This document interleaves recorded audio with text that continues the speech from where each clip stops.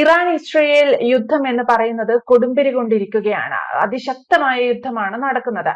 പക്ഷേ ഇറാൻ ഈ യുദ്ധം ഏതെങ്കിലും വിധേന ഒന്ന് അവസാനിപ്പിക്കാം, ആരെങ്കിലും മുന്നിട്ടിറങ്ങി ഒന്ന് ഇസ്രയേലിനെ അനുനയിപ്പിച്ചാൽ ചർച്ചയ്ക്ക് ഞങ്ങളും തയ്യാറാണ് എന്നുള്ള ഒരു മനോഭാവത്തിലേക്ക് ഇറാൻ എത്തിക്കഴിഞ്ഞു. പക്ഷേ ഇസ്രയേൽ ആണെങ്കിൽ ആ യുദ്ധം താഴെ വയ്ക്കില്ല. കാരണം നെതന്യാഹു പറഞ്ഞിരുന്നു ഞങ്ങൾക്കൊരു പൊതു ശത്രുവുണ്ടെന്ന്. അത് ഖമേനിയെ തന്നെയാണ് ഉദ്ദേശിക്കുന്നത്. പക്ഷേ നെതന്യാഹു പറഞ്ഞൊരു കാര്യം, തീവ്രമായ സ്വച്ഛാധിപത്യത്തെ അവസാനിപ്പിക്കുന്നത് വരെ ഞങ്ങൾ ഇതേ രീതിയിൽ നിലകൊള്ളും എന്നാണ്. അപ്പോൾ ഇറാനിൽ ഒരു ഭരണ തകർച്ച അല്ലെങ്കിൽ അവരുടെ ഭരണകൂടത്തിന്റെ ഒരു അട്ടിമറിയൊക്കെയാണോ നെതന്യാഹു ഉദ്ദേശിക്കുന്നത് എന്ന് നമുക്കിവിടെ ഒരു സംശയം തോന്നും.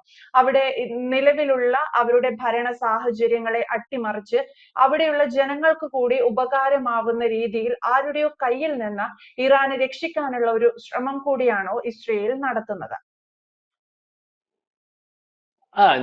നാം പല ടോക്കുകളും പറഞ്ഞ പോലെ ഇസ്രയേലിന്റെ നിലനിൽപ്പിന്റെ വിഷയമാണ് ഈ ഒരു യുദ്ധം. കാരണം 48-ന് ശേഷം ചിതറിക്കിടന്നിടത്തു നിന്ന് സ്ഥലം മേടിച്ച് ഒരു ചെറിയ രാജ്യം ഉണ്ടാക്കി, മരുഭൂമിയായിരുന്നിടത്തു നിന്ന് എല്ലാം അവർ കഷ്ടപ്പെട്ട് ഉണ്ടാക്കിയിട്ട് അന്ന് തൊട്ട് ഒന്നുമല്ലാതാവുന്ന അവിടെ കയറുന്ന സമയത്ത് തൊട്ട് ലോകത്തുള്ള ഇസ്ലാമിക രാജ്യങ്ങൾ മൊത്തം ജൂതന്മാരെ ആണ് നമ്മുടെ ശത്രുക്കൾ എന്ന് പറഞ്ഞിട്ട് ആ രാജ്യത്തെ ആക്രമിച്ചു, പലവട്ടം ആക്രമിച്ചു. അന്ന് ഈ ഈ ലോകത്തെ ഈജിപ്തിന്റെ നേതൃത്വത്തിലുള്ള രാജ്യങ്ങളെല്ലാം ആക്രമിച്ചു, എല്ലാ യുദ്ധങ്ങളും അവർ അതിജീവിച്ച് ജയിച്ചു വന്നു. അപ്പം അന്നൊക്കെ ഈ പറയുന്ന ഇസ്രായേലിന്റെ കൂടെ ആയിരുന്നു ഇറാൻ. ഒരുപക്ഷെ 78-ലെ ഇസ്ലാമിക് വിപ്ലവം നടക്കുന്നത് വരെ, അല്ലെങ്കിൽ ഖമേനിയുടെ മുൻനിർച്ച ഷാ ഭരണ അല്ലെങ്കിൽ ഷാ സാമ്രാജ്യത്തെ നശിപ്പിച്ച് അല്ലെങ്കിൽ മതമൗലികവാദികളുടെ രാജ്യം പിടിക്കുന്നവരെ അന്നാണ്. അതിനുശേഷം ഈ പറഞ്ഞത് ഇസ്രായേലും അമേരിക്കയുമാണ് ഈ സാത്താന്മാര്, അവർക്കെതിരെ ജിഹാദ് നടത്തണം, അതാണ് ഞങ്ങളുടെ പ്രധാന ഉദ്ദേശം, അതിനു വേണ്ടി ആൾക്കാരെ ഒത്തുകൂട്ടുമെന്ന് പറഞ്ഞു. അതിനുശേഷം കാലം വളരെ കൂടുതൽ കടന്നുപോയതിനു ശേഷം അമേരിക്കയുടെ ഭാഗമായിട്ട് ഇപ്പം ഈ അന്ന് ഇസ്രായേലിന്റെ ഭാഗം അല്ലാതെ ഇസ്രായേലിന്റെ ശത്രുവായിട്ട് നിന്ന രാജ്യങ്ങളൊക്കെ ഇസ്രായേലിന് അനുകൂലമായിട്ട് അല്ലെങ്കിൽ അമേരിക്കയുടെ ഭാഗമായിട്ട് നിൽക്കുന്നു. അതുകൊണ്ട് അമേരിക്കയുടെ ഭാഗമായിട്ട് നിൽക്കുന്നതുകൊണ്ട് ഇസ്രായേലിനെതിരെ ഒന്നും പറയാൻ ഒക്കുന്നില്ല. പക്ഷെ ശത്രുവായിട്ട് പണ്ടത്തെ ഏറ്റവും വേണ്ടപ്പെട്ട മിത്രമായിട്ടിരുന്ന പേർഷ്യ ഇന്ന് ഏറ്റവും വലിയ ശത്രുവായിട്ട് നിൽക്കുന്നു. അവർ ആ ഒരു രാജ്യം അന്നുണ്ടായ കാലം തൊട്ട് ഈ പറയുന്ന ജൂതന്മാരുടെ രാജ്യമായിട്ടുള്ള ആ ചെറിയ രാജ്യത്തെ ഇല്ലായ്മ ചെയ്യുന്നതിന് വേണ്ടി അവർക്കുണ്ടാകുന്ന ഫണ്ട്, അതുവരെ വലിയ വികസനത്തിൽ ലോകത്തിലെ ഏറ്റവും വലിയ രാജ്യമായിരുന്ന അല്ലെങ്കിൽ പാശ്ചാത്യ രാജ്യങ്ങളുടെ കൂടെ കൂടി വലിയ വികസനത്തിൽ ഇരുന്ന ഇറാൻ, പേർഷ്യ, നമുക്കെല്ലാം അറിയാമല്ലോ, സംഗീതത്തിന്റെ കാര്യത്തിലും അല്ലെങ്കിൽ എല്ലാ കലാരൂപത്തിന്റെ കാര്യത്തിലും അല്ലെങ്കിൽ സമ്പന്നതയുടെ കാര്യത്തിലും അല്ലെങ്കിൽ ഫാഷന്റെ കാര്യത്തിലും എല്ലാ രീതിയിലും ലോകത്ത് ചർച്ച ചെയ്തപ്പെട്ടുകൊണ്ടിരുന്ന ആ രാജ്യം വീണ്ടും വാർത്തയുടെയും സ്വാതന്ത്ര്യമില്ലായ്മയുടെയും മതമൂല്യവാദത്തിന്റെ ഒക്കെ ഭാഗമായിട്ട് മാറി.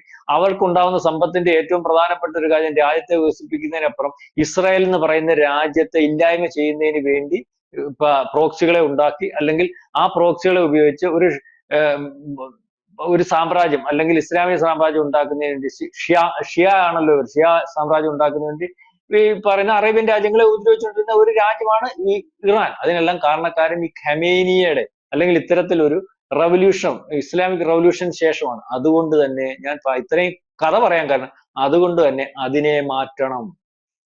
കാരണം ഗാസ അല്ലെങ്കിൽ ഹമാസുമായിട്ടുള്ള യുദ്ധത്തിന്റെ സമയത്തും അല്ലെങ്കിൽ ഹിസ്ബുള്ളായിട്ട് യുദ്ധത്തിന്റെ സമയത്ത് ഹൂത്തിയുമായിട്ടുള്ള യുദ്ധത്തിന്റെ സമയത്തും ഒക്കെ ഇറാൻ ഇതിന്റെ പുറകിൽ എന്ന് പറയുമ്പോൾ ഇറാന് ചില നിർദ്ദേശങ്ങളൊക്കെ കൊടുക്കുമ്പോൾ അല്ലെങ്കിൽ ഇറാനുമായിട്ട് നേരത്തെ ഒരു വ്യോമാക്രമണത്തിന് തയ്യാറായപ്പോഴും അവിടുത്തെ ജനങ്ങളെ ഞങ്ങൾ ഉപദ്രവിക്കത്തില്ല, ജനങ്ങൾ ഞങ്ങളുടെ കൂടാണെന്ന് എനിക്കറിയാമെന്ന് നെതന്യാഹു പറയുമ്പോൾ, ഇപ്പൊ അടുത്ത ദിവസങ്ങളിലും നെതന്യാഹു ജനങ്ങളോട് പറയുമ്പോൾ നിങ്ങൾക്ക് ഒരു നല്ല ഇറാനെ ഞാൻ കണ്ടെത്തി തരാം, അല്ലെ പഴയ പേർഷ്യ തിരിച്ചു കൊണ്ടുവരാമെന്ന് പറയുമ്പോൾ അതിന്റെ ഉദ്ദേശം എന്ന് പറഞ്ഞാൽ ഈ പറയുന്നത് പോലെ ഖമേനിയുടെ തലയെടുത്താൽ ആ ഇസ്ലാമിക രാജ്യം മാറിയാൽ പഴയ ഷാ സാമ്രാജ്യത്തിന്റെ അല്ലെങ്കിൽ അദ്ദേഹത്തിന്റെ അവസാന രാജാവിന്റെ മകനായിട്ടുള്ള ആൾ, ഒരുപക്ഷെ അദ്ദേഹത്തിന്റെ പേര് ഞാൻ എഴുതുന്നുണ്ട്, റസ പൗലവി എന്ന് പറയുന്ന ആള് അമേരിക്കയിലുണ്ട്. അയാളിപ്പം അവിടെ നിന്നുകൊണ്ട് ഈ പറയുന്നത് പോലെ ഇറാനെ നിയന്ത്രിച്ചു അല്ലെങ്കിൽ അവിടുത്തെ ജനതയെ നിയന്ത്രിച്ചുകൊണ്ടിരിക്കുകയാണ്.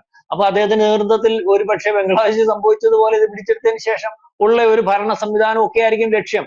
അതുകൊണ്ടാണ് പറയുന്നത്, പുടിൻ പറഞ്ഞില്ലേ ഖമേനിയെ തുടരുത്, അല്ലെങ്കിൽ അമേരിക്കയോട് ചോദിച്ചില്ലേ ഖമേനിയെ കാച്ചേക്കട്ടെ, അന്നേരം അമേരിക്ക ഇപ്പൊ വേണ്ട എന്ന് പറഞ്ഞു. അമേരിക്ക വേണ്ട എന്ന് പറയുന്നതിന്റെ കാര്യം എന്ന് പറഞ്ഞാൽ ഖമേനി എന്ന് പറയുന്ന ആളിനെ കൊണ്ടാൽ ഇയാളൊരു മത മേലധ്യക്ഷനായിട്ടൊക്കെ ഇരിക്കും. ഇയാൾക്ക് ഇവിടെ മാത്രമല്ല പല ലോകത്ത് ഈ പലയിടത്തും ഈ ഇസ്ലാമിസ്റ്റുകളുടെ ഇടയിൽ ഷാ എന്നല്ല സുന്നി ഷിയ എന്നല്ല ഷിയയുടെ ആൾക്കാരുണ്ട്. അപ്പൊ അവിടുത്തെ പ്രോക്സി ഗ്രൂപ്പ് ഉണ്ട്, അവരുടെയൊക്കെ ഒരു തലവനായിട്ടിരിക്കുക. അപ്പൊ അവിടെയൊക്കെ ചില ആക്രമണം ഉണ്ടാവും. ഈ നെതന്യാഹുവിനെ സംബന്ധിച്ച് ഇസ്രായേലിനെ സംബന്ധിച്ചോളം കാര്യമില്ല, അവർ യുദ്ധം ചെയ്തുകൊണ്ടിരിക്കുകയാണ്. അപ്പൊ ബാക്കിയുള്ളടത്ത് ഇതുപോലെ അക്രമം ഉണ്ട്. ഇപ്പൊ തന്നെ അമേരിക്കയിൽ ഇപ്പം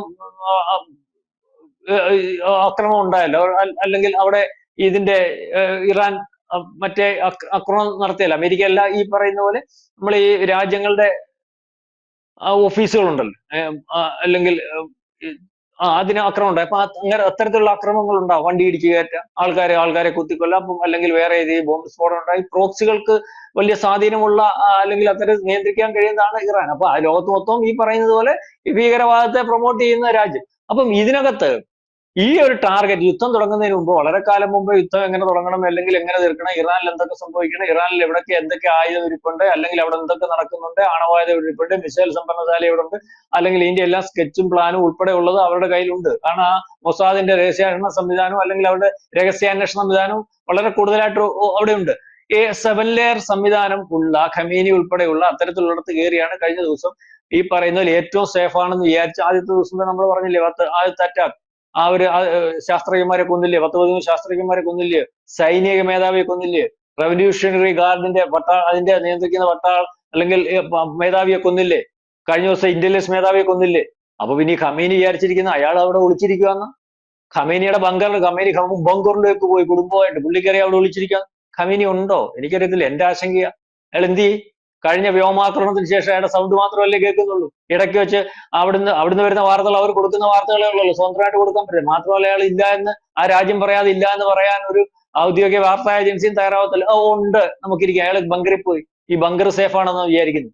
ഇത്രയും ഇടത്ത് കയറി ഇത്രയും കാര്യങ്ങൾ കൈകാര്യം ചെയ്യാൻ സാധിക്കുമ്പോൾ കഴിഞ്ഞ ദിവസം അവിടെ ആയുധ ശേഖരത്തിനകത്ത് കയറി 1000-ഓളം മിസൈൽ തകർക്കാൻ ശ്രമിക്കുമ്പോൾ ഇപ്പോഴത്തെ നിലവിലെ അവസ്ഥ അനുസരിച്ച് കഴിഞ്ഞ ദിവസം അവരുടെ മാധ്യമമായിട്ടുള്ള ദേശീയ മാധ്യമത്തിന്റെ ഹെഡ് ക്വാർട്ടേഴ്സ് ആ കെട്ടിടം അടിച്ചു കളഞ്ഞപ്പോൾ ഇപ്പൊ വീണ്ടും വേറെ താൽക്കാലിക സംവിധാനങ്ങൾ തുടങ്ങിയിട്ടുണ്ട്. ആ രീതിയിൽ അടിക്കാൻ സാധിക്കുകയും ഈ അവിടുത്തെ പ്രതിരോധ സംവിധാനം മൊത്തം തകർത്ത് ഏതർത്ഥത്തിൽ എപ്പോഴും കയറുന്നോ ഇറങ്ങുന്നത് പോലും അറിയാൻ വയ്യാത്ത രീതിയിൽ ഇറാനെ ആക്കിയിരിക്കുന്നിടത്ത് ഖമേനി എവിടെ ഒളിച്ചിരിക്കാന്? എന്തോ സേഫ്റ്റി ഉണ്ടെന്നാ? അപ്പൊ ഖമേനിയെ കൊല്ലണം എന്നുള്ള കാര്യം തീരുമാനിച്ചു, എപ്പ വേണമെന്ന് മാത്രം തീരുമാനിച്ചിട്ടില്ല എന്ന് ആലോചിച്ചാൽ മതി. അതൊരു പക്ഷെ അമേരിക്ക പറയുമായിരിക്കാം.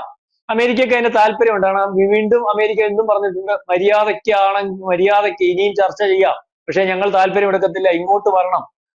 പക്ഷെ അങ്ങോട്ട് ചെല്ലുന്നതിന് വേണ്ടി ആരും താല്പര്യം എടുക്കുന്നതിന് ഒരു രാജ്യവും നിൽക്കുന്നില്ല. പല രാജ്യത്തോടും പണ്ട് പാകിസ്ഥാൻ സിന്ദൂർ സമയത്ത് സംസാരിച്ചതുപോലെ ഈ പറയുന്ന ഇറാൻ സംസാരിക്കുന്നു എന്നാണ് അറിയാൻ സാധിക്കുന്നത്. ഖത്തറുമായിട്ട് സംസാരിച്ചു, അല്ലെ പലരുമായിട്ട് സംസാരിച്ചു. പുടിനുമായിട്ട് സംസാരിച്ചു. പുടിൻ ട്രംപുമായിട്ട് പറഞ്ഞു. പുടിൻ അന്നേരം ട്രംപ് പറഞ്ഞ് നമ്മൾ സംസാരിക്കാം, പക്ഷെ ഞാൻ ഈ പറയുന്നത് പോലെ കേൾക്കാൻ സാധ്യത ഉണ്ടെങ്കിൽ മാത്രം സംസാരിക്കാം. അതിനകത്ത് ആണവ കരാറിനെ ബന്ധപ്പെടുത്തി പോകുന്നു. അപ്പം ഈ ആണവ കരാറും ആണവ ഭീഷണിയും 78-ന് ശേഷമാണ് ഉണ്ടായതെന്നുണ്ടെങ്കിൽ അത്തരത്തിൽ ഇനി ഉണ്ടാവാതിരിക്കണമെങ്കിലും സമാധാനത്തെ പോകണമെങ്കിലും ഈ പറയുന്ന ഇസ്രായേലിന് ത്രെട്ട് ഇല്ലാതെ ഇരിക്കണമെങ്കിലും ഈ ഖമേനിയെ ഇല്ലായ്മ ചെയ്യണം. അല്ലെങ്കിൽ ഈ മതരാഷ്ട്ര സംവിധാനം ആ രീതിയിലുള്ള ഒരു ഭരണം മാറിയിട്ട് പഴയ രീതിയിലേക്കുള്ള ഒരു ഷാ സാമ്രാജ്യം അല്ലെങ്കിൽ ഒരു ജനാധിപത്യ ഗവൺമെന്റ് അവിടെ കൊണ്ടുവരണം. അതിനുവേണ്ടിയുള്ള ഒരു ശ്രമം ഇവർ തമ്മിൽ ആലോചിച്ച് തീരുമാനിച്ചിരിക്കുന്നു. അതായത് ഖമേനിയെ വധിക്കാനുള്ള സാധ്യത വളരെ കൂടുതലാണ്. കാരണം ഖമേനി സേഫ് അല്ല. ഉണ്ടെങ്കിൽ തന്നെ ഉണ്ടോ എന്നുള്ള കാര്യത്തിലും സംശയമാണ്. അത് വ്യക്തത വരുത്തേണ്ടത് ഇറാൻ തന്നെയാണ്. കാരണം ഖമേനി വളരെ കാലം കൊണ്ടേ അശരീരിയായിട്ടാണ് വരുന്നത്. അവർക്ക് അദ്ദേഹത്തിന് അത്രയും വലിയ രാജ്യത്തെ ഇത്രയും വലിയ സംവിധാനമൊക്കെ ഉള്ളപ്പോൾ അതിനകത്തുനിന്ന് അദ്ദേഹം ഇരിക്കുന്നിടത്ത് പോയി ഒരു വീഡിയോ അല്ലെങ്കിൽ ക്ലിപ്പിംഗ്സും ഒക്കെ തയ്യാറാക്കി രാജ്യത്തെ അഭിസംബോധന ചെയ്യാൻ പറ്റുന്നതേ ഉള്ളൂ. അതെവിടെ ആ സേഫ്റ്റിയെ മാനിച്ചാണെങ്കിൽ അദ്ദേഹം ആ ഒരു ഇന്റർവ്യൂ കൊടുക്കുന്ന സമയത്ത് ഇരിക്കുന്നിടത്ത് വേണ്ട, പിന്നെ പോയി ഇദ്ദേഹം സേഫാന്ന് പറയുന്ന ബങ്കറിൽ ഇരുന്നാൽ മതിയല്ലോ. അപ്പം ഇത്രയും പേരെ കൊല്ലാനും ഇത്രയും സംവിധാനത്തിനകത്ത് കയറി ഈ രാജ്യത്തിനകത്ത് കയറി അറ്റാക്ക് ചെയ്യാൻ അവിടുത്തെ പ്രതിരോധ സംവിധാനത്തെ ഒക്കെ തകർത്തുകൊണ്ട് ആ രാജ്യത്ത് നിന്നുകൊണ്ട് ആ രാജ്യത്തെ ആക്രമിക്കാൻ മൊസാദിന് സാധിക്കുമെങ്കിൽ ഖമേനിയുടെ ബങ്കറിലും മൊസാദ് ഉണ്ടെന്നുള്ള കാര്യത്തിൽ തർക്കമൊന്നുമില്ല. ഏത് സമയം വേണം അവർ പറഞ്ഞു, കഴിഞ്ഞ ഐഡിയ പറഞ്ഞു, ഞങ്ങളുടെ റഡാറിൽ തന്നെ ഉണ്ട് ഖമേനി. പക്ഷെ ഖമേനിയെ ഏത് സമയം വകവരുത്തണം എന്നുള്ള കാര്യത്തെ പറ്റി ഒന്നുകൂടി ആലോചിക്കേണ്ടതായിട്ടുണ്ട്. അല്ലെങ്കിൽ ചിലർ പറഞ്ഞു കാണും ഒന്ന് നിർത്താൻ. പക്ഷെ എന്റെ ഒരു അഭിപ്രായത്തിൽ ഇപ്പൊ ഇതുവരെ സംഭവിച്ചുകൊണ്ടിരിക്കുന്ന കാര്യം വെച്ച് നോക്കിയാൽ അവരുടെ നിലനിൽപ്പിന്റെ ഭാഗമായിട്ട് വരുമ്പോൾ അവർ ഖമേനിയെ കൊല്ലേണ്ട ഒരു അവസ്ഥ വന്നാൽ നാളെ കാലത്തെ യുദ്ധം കുറച്ചുകൂടെ മൂർച്ഛിപ്പിച്ചുകൊണ്ട് ഖമേനിയാണ് കാരണക്കാരെന്ന് പറഞ്ഞാൽ ഖമേനിയെ കൊല്ലുന്നതിന് വേണ്ടിയുള്ള ഒരു നീക്കത്തിലേക്ക് പോകും. അത് അവരുടെ നിലനിൽപ്പിന്റെ ഒക്കെ വിഷയമാണ്. അപ്പം ഖമേനിയെ കൊല്ലാൻ ഉള്ള സാധ്യത വളരെ കൂടുതലാണ്. അതിനുശേഷം ഒരു ജനാധിപത്യ രീതിയിലേക്കുള്ള ഒരു രാജ്യം ഉണ്ടാക്കുന്നതിനും സാധ്യതയുണ്ട്. ഇപ്പൊ G7 ഉച്ചകോടിയിൽ കേട്ടല്ലോ, G7 ഉച്ചകോടിയിൽ ഈ പറയുന്നത് പോലെ ഇവർക്കെതിരെ യുദ്ധത്തിനെതിരെ ഒരു പ്രമേയം കൊണ്ടുവരാൻ ശ്രമിച്ചപ്പോൾ, അല്ലെങ്കിൽ അത്തരത്തിൽ ഇസ്രായേലിനെ മോശമാക്കുന്ന ഒരു പ്രമേയം ഒന്നും പാടില്ല, അതിനകത്ത് ഞാൻ ഉൾപ്പെടത്തില്ലെന്ന് പറഞ്ഞുകൊണ്ട് അദ്ദേഹം ട്രംപ് പറഞ്ഞിട്ടുണ്ട്. അതിന് അദ്ദേഹം കാരണം പറഞ്ഞത് ഇപ്പൊ നടക്കുന്ന റഷ്യ ഉക്രൈൻ യുദ്ധത്തിനകത്ത് പണ്ട് നിങ്ങൾ G7 നിന്ന് റഷ്യ പുറത്താക്കിയതുകൊണ്ടാണ്, അല്ലെങ്കിൽ ആ യുദ്ധം എപ്പോഴും നിയന്ത്രിക്കാൻ സാധിക്കുമായിരുന്നു എന്നുള്ള രീതിയിൽ. അതിന്റെ അർത്ഥം ഈ പറയുന്ന അമേരിക്കയുടെ പൂർണ്ണ പിന്തുണയുണ്ട്. നാളെ കാലത്ത് ആ പിന്തുണ കൂടും. കാരണം അമേരിക്കയിലെ നയതന്ത്ര കാര്യാലയം ആക്രമിച്ചു എന്നുള്ളത് കേട്ടിട്ടാണ് G7 നിന്ന് ട്രംപ് തിരിച്ചു പോയിരിക്കുന്നത്. അപ്പം മാത്രമല്ല, ഇതിനുശേഷം ഈ ആണവ കരാർ ചർച്ച നടത്തിയതിനു ശേഷം അതിനകത്തുനിന്ന് ഏകപക്ഷീയമായിട്ട് പിന്മാറിയല്ലോ. അപ്പൊ അവിടുന്ന് US നിന്നുള്ള ആണവ വാഹിനികൾ, അല്ലെങ്കിൽ അതിന്റെ ആണവ ആയുധം വഹിച്ചുകൊണ്ടുള്ള പോർവിമാനം മിഡിൽ ഈസ്റ്റിലേക്ക് നീങ്ങിയിട്ടുണ്ട്. അതുപോലെ തന്നെ ബ്രിട്ടന്റെ പോർവിമാനങ്ങൾ മിഡിൽ ഈസ്റ്റിലേക്ക് അതുകൊണ്ടാണ് അവരെ എല്ലാ രീതിയിലും യൂറോപ്യൻ കൺട്രീസ് അമേരിക്കയും ഒക്കെ പൂർണ്ണ പിന്തുണ ഇസ്രായേലിന് കൊടുത്ത് ആ രീതിയിലേക്ക് ആവശ്യം വന്നാൽ ഇടപെടുന്നതിന് വേണ്ടിയുള്ള തയ്യാറെടുപ്പുകളെല്ലാം നടത്തി നിൽക്കുകയാണ്. പക്ഷെ ഇറാന്റെ കൂടെ ആരും വ്യക്തത വരുത്തിയില്ല. റഷ്യയും പിന്മാറുന്നതാണ് നല്ലതെന്നുള്ള രീതിയിലേക്കുള്ള താക്കീതാണ്. പക്ഷെ കഴിഞ്ഞ ദിവസം റഷ്യയുടെ ഒരു വിമാനം ആയുധങ്ങളുമായിട്ട് അവിടെ വന്നിട്ടുണ്ട്. അതിനകത്തൊരു പിന്തുണ എന്ന് വിചാരിക്കേണ്ട. ആയുധം പാകിസ്ഥാന് അല്ലെങ്കിൽ വന്നപ്പോൾ ചൈന കൊടുത്തില്ല, പക്ഷെ ചൈന ഒന്നും ഇടപെട്ടില്ല. അപ്പൊ ആ രീതിയിലേക്കാണ് കാര്യങ്ങൾ.